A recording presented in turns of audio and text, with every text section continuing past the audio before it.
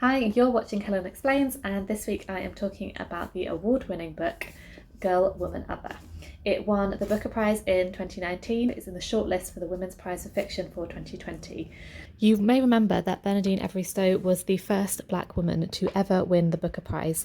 However, it was met with backlash when the Booker Prize decided to award two authors, so Bernardine Evaristo and Margaret Atwood. The Booker Prize judges' decision to break the rules and jointly award the prize to Margaret Atwood and Bernardine Evaristo has been criticised, with detractors pointing out that the first black woman ever to win Britain's most prestigious literary award has had to share it, while receiving half the usual money. I do think it's a shame that Bernardine Evaristo wasn't able to win the Booker Prize herself, purely because the book deserves to be a standalone winner. However, I do also understand the judge's decision, having read The Testaments by Margaret Atwood. That is a phenomenal book. So I am really glad that instead of having to choose between two fantastic novels, that they decided that to throw the rules out the window and award it to both of them. It's a fantastic book. This is Britain as you've never read it. This is Britain as it has never been told. From the top of the country to the bottom, across more than a century of change and growth and struggle and life. Girl, Woman, Other follows 12 very different characters on an entwined journey of discovery. It is future, it is past, it is fiction, it is history. It is a novel about who we are now. If that doesn't sell it to you, I don't know what will. But in this video, I'm going to be explaining about the book, kind of really break down the characters and all their connections, and just talk about how amazing it is. I really enjoyed her writing style. I thought, obviously it's a novel, so it's prose, but in the way that she arranges the words on the page, it almost comes across as poetry, which just gives it that fluidity, it gives it that stream of consciousness. Things just flow one into another, how characters are connected between one another, how it's kind of a poetry of each of their lives.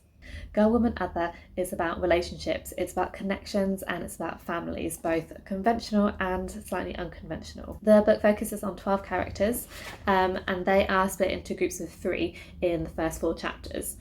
You've then got the final chapter, which is chapter 5, which is the after party, where most of the characters come together, and then finally the epilogue, which is tying up the loose ends.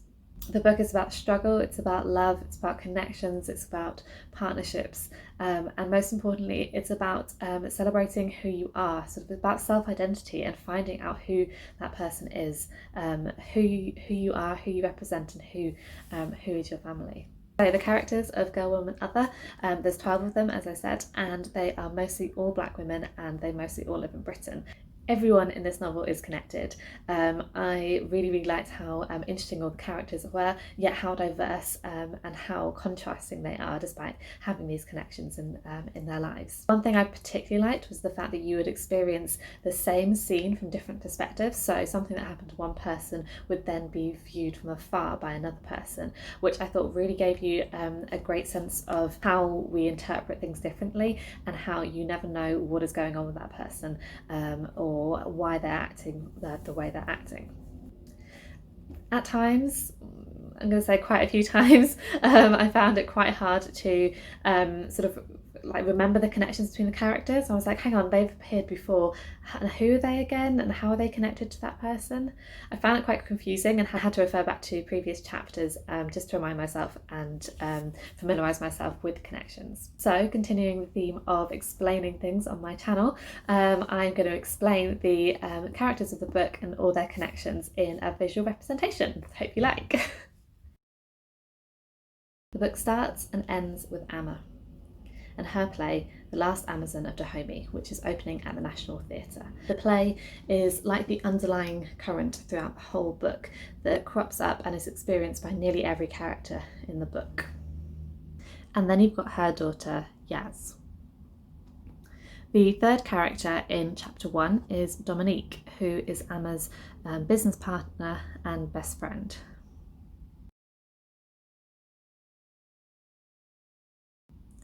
In chapter 2, we've got Carol, whose mother is Bummy and whose friend is Letitia.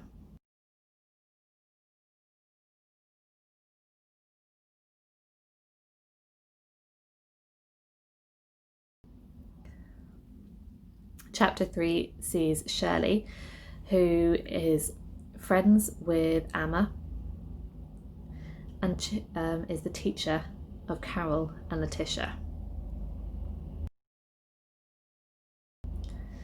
You've then got Winsome, who is Shirley's mother, and then you've got a lady Penelope, who is the only white character in the whole book. And she starts off as Shirley's rival at the same school that they're teaching at, and then they become friends. Bunny is a cleaner at Penelope's house. Chapter 4 sees Megan/Morgan, who finds themselves as and self-identifies as gender-free with the pronouns they, their. Then you've got Hattie, who is Morgan's grandmother, and Grace, who is Hattie's mother, Morgan's great-grandmother. Grace is the only character who is no longer alive. She was born in the late 1800s. Dominique is connected to Morgan as they end up having a spat on Twitter, and then Yaz is connected to Morgan as Morgan gives a lecture at her university. Chapter 5 sees the after party, where we see Amma, Yaz, Dominique, Carol, Shirley and Morgan all come together to celebrate Amma's play, The Last Amazon of Dahomey. Finally, you've got the epilogue. In the epilogue, this ties up the loose ends of the book. Penelope is the one character who really stands out in the fact that she doesn't fit in. She doesn't quite have the same connections. She seems a bit tenuous. She's only Shirley's friend, and she doesn't even start off as a friend. Morgan's chapter, they do one of those ancestry DNA tests for Hattie. And similarly, Penelope does an ancestry DNA. And someone who is very proud to be a white British person discovers that she's got 25% African in her. She found it hard to take in at first. So many different nationalities. This was the science that was the deepest, most secret part of herself, and there was a collision between who she thought she might be and who she apparently was. Being Jewish is one thing, but never in a million years did she expect to see Africa in her DNA. That was the biggest shock of all. The test didn't provide answers, it confronted her with questions. Perhaps she should get a dreadlock wig in keeping with her new identity, become one of those Rastafarians and sell drugs. At least it explained one thing to her, why she tanned as soon as the sun hit her skin. Only 17% of her was British, which was a terrible disappointment. She was actually more Irish than British, which in all likelihood meant her ancestors were potato farmers. The Scandi element was all right, so long as she was Viking, but how to tell? They too might have been potato farmers. Europe West must surely explain her great affinity with the beautiful Provence. Her African ancestors were probably nomads, roaming around the continent, killing each other before the British demarcated regions into proper countries and thereby imposed discipline and control. If she was 13% African, did it mean one of her parents was 26% African, or was it divided between both of them? As she didn't know who her birth parents were, she couldn't even begin to work out which strand belonged to which. I think it's really fundamental in the fact that Penelope is clearly quite a racist person. She's really disappointed that she's only 17% British. She talks about all the cliches of being Irish, of being black, of being Jewish. And yet it's incredibly impactful when eventually we discover that Penelope is actually the daughter of Hattie. The final section, the final page of the book, here we see a transformation in Penelope. This metal-haired, wild creature from the bush with the piercingly feral eyes is her mother. This is she, this is her. Who cares about her colour?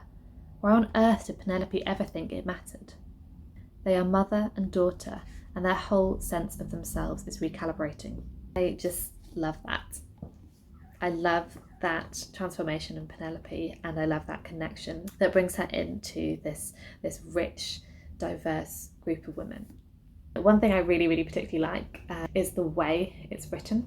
I find it very cyclical in how everything ties together, and you have all the loose ends, and then how it begins as well as it ends, and you've just you're beginning on the night of the launch of the play, and you're ending with the after party. The whole book starts and ends with this one day, and yet you have all this history in between. I think that's fantastic. A book full of Black women protagonists is just so original and so fantastic and so refreshing as work of fiction. Highly recommend.